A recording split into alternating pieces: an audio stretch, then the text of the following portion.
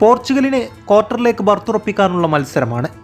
കഴിഞ്ഞ മത്സരത്തിൽ ജോർജിയക്കെതിരേറ്റ തോൽവി ഈ മത്സരത്തിൽ ആവർത്തിക്കാനാവില്ല. ഈ മത്സരത്തിൽ നേരിടാനുള്ളത് സ്ലൊവേനിയയാണ്. താരതമ്യേന ദുർബലരാണ്. ലക്ഷ്യം വെക്കുന്നത് വലിയ വിജയമായിരുന്നു. ആരാധകർ തിങ്ങി നിറഞ്ഞ ജർമ്മൻ നഗരിയിൽ മത്സരം തുടക്കമായി. ആദ്യ നിമിഷം മുതൽ പോർച്ചുഗൽ ആക്രമിച്ച് കളിക്കുന്നു. 12-ാം മിനിറ്റിൽ ബെർണാഡോയുടെ ഒരു ക്രോസ് ക്രിസ്ത്യാനോ ലക്ഷ്യമാക്കി വരുന്നുണ്ട്. പക്ഷേ അയാളുടെ ജമ്പ് കൊണ്ട് എത്തിപ്പിടിക്കാനാവാത്ത വിധം ഉയർന്ന പന്തിനെ റാഫേൽ ലിയാവോ ഒരു ശ്രമം നടത്തിയെങ്കിലും പിടിക്കാനായില്ല. ഗോളിന് ലക്ഷ്യം വെച്ചുള്ള പോർച്ചുഗലിൻ്റെ മുന്നേറ്റങ്ങൾ സ്ലൊവേനിയ പ്രതിരോധം ഓരോന്നായി നിഷ്പ്രഭമാക്കി. കളിയുടെ 33-ാം മിനിറ്റ് പോർച്ചുഗലിന് അനുകൂലമായി വിധിക്കപ്പെട്ട ഫ്രീ കിക്ക്. തൻ്റെ ഇഷ്ടപ്പെട്ട ആംഗിളിൽ നിന്ന് കിക്കെടുക്കാൻ വന്നത് ക്രിസ്ത്യാനോ റൊണാൾഡോ. കഴിഞ്ഞുപോയ സോച്ചിയിലെ നിമിഷങ്ങൾ ആരാധകരുടെ ഓർമ്മകളിൽ അലയടിച്ചു. ക്രിസ്ത്യാനോ കിക്കെടുക്കുന്നു. മനോഹരമായി എക്സിക്യൂട്ട് ചെയ്തെങ്കിലും ക്രോസ് ബാറിന് മുകളിലൂടെ ഇഞ്ച് വ്യത്യാസത്തിൽ പുറത്തു പതിച്ചു. കളിയുടെ ആദ്യ പകുതി ഗോൾ രഹിതമായി അവസാനിക്കുന്നു.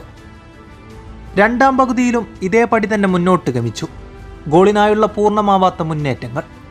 49-ാം മിനിറ്റിൽ പോർച്ചുഗലിനെ തേടി വന്ന അവസരത്തെ ബെർണാഡോ അലക്ഷ്യമായി ഷോട്ടെടുത്ത് നഷ്ടപ്പെടുത്തി. ശേഷം 88 മിനിറ്റ് വരെ ഇരുവരും ആക്രമിച്ച് തന്നെയാണ് കളിച്ചത്. 88-ാം മിനിറ്റിൽ റൊണാൾഡോക്ക് സ്കോർ ചെയ്യാനുള്ള അവസരം. ലീഡ് ഉയർത്താൻ പോർച്ചുഗൽ കഴിവതും ശ്രമിച്ചിട്ടും കഴിയാതെ പോയ 88 മിനിറ്റിനപ്പുറം അവസാന നിമിഷം വീണ്ടും ഒരവസരം. പക്ഷേ അയാളെടുത്ത കിക്ക് കീപ്പർ മനോഹരമായി സേവ് ചെയ്യുന്നു. കളി നിർണിത സമയം കഴിഞ്ഞ് എക്സ്ട്രാ ടൈമിൻ്റെ ഊഴത്തിലേക്ക്. എക്സ്ട്രാ ടൈമിലെ ആദ്യ 10 മിനിറ്റും കഴിഞ്ഞു. 100 മിനിറ്റ് പിന്നിട്ട ശേഷം 102-ാം മിനിറ്റിൽ പോർച്ചുഗലിന് അനുകൂലമായി ഒരു പെനാൽറ്റി കിക്ക്. കിക്കെടുത്ത റൊണാൾഡോ അതും നഷ്ടപ്പെടുത്തുന്നു. അയാളുടെ കണക്കുകൂട്ടലുകളെ തെറ്റിച്ചുകൊണ്ട് സ്ലൊവേനിയൻ കീപ്പർ ഒബ്ലാക്കിൻ്റെ മനോഹരമായ സേവ്. പക്ഷേ കളിയുടെ 115-ാം മിനിറ്റിൽ പോർച്ചുഗൽ ആരാധകർ നിശബ്ദമായി. പ്രതിരോധത്തിൻ്റെ പിഴവിൽ നിന്നും വീണ് കിട്ടിയ അവസരത്തിൽ സ്ലൊവേനിയ തനിയെ മുന്നേറുന്നു.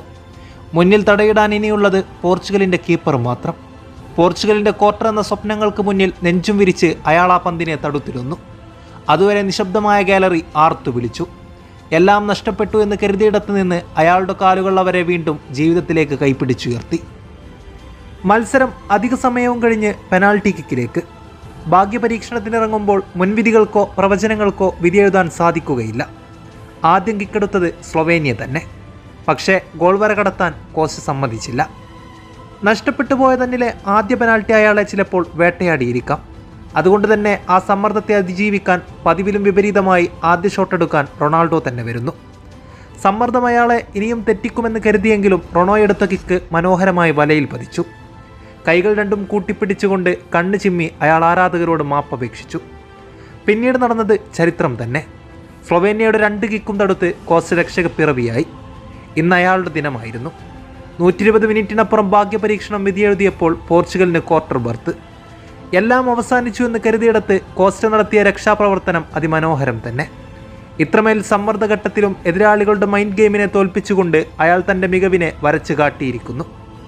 കുറ്റബോധം പേറി കരഞ്ഞു കലങ്ങിയ കണ്ണുകളുമായി റൊണാൾഡോ നിരാശനായി നിന്നപ്പോൾ അയാൾക്കു വേണ്ടി മത്സരത്തെ തിരിച്ചുപിടിച്ച മാസ്മരിക പ്രകടനം. ഈ ദിനം ഡിയാഗോ കോസ്റ്റ എന്ന ഈ മനുഷ്യന് വേണ്ടി നിർമ്മിക്കപ്പെട്ടതാണ്. പോർച്ചുഗലിന് ഇനി നേരിടാനുള്ളത് ഫ്രാൻസാണ്. അതിമനോഹരമായ പോരാട്ടത്തിലെ നിമിഷങ്ങൾക്കായി നമുക്ക് കാത്തിരിക്കാം.